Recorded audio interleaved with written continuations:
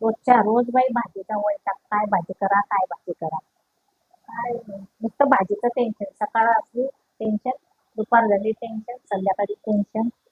एक काम करते, 2 बटाटे आणि 2 टमाटे त्याच्यात टाकते आणि करते थोडस अंगी रसा. 1-2 ग्लास पाणी टाकते, मग करून टाकते भाजी. झाली.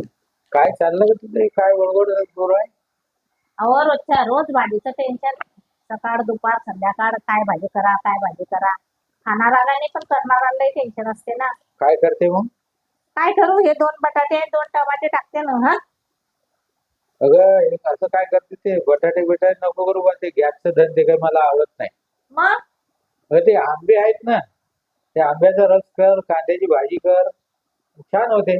बाई, आंब्याचा रस आमच्या घरी ना, आंब्याचं सीझन चालू झालं की दुसऱ्या तिसऱ्या दिवशी आहेच ते आंबे करा रस आणि कांद्याची भाजी आणि चपात्या. मग खा.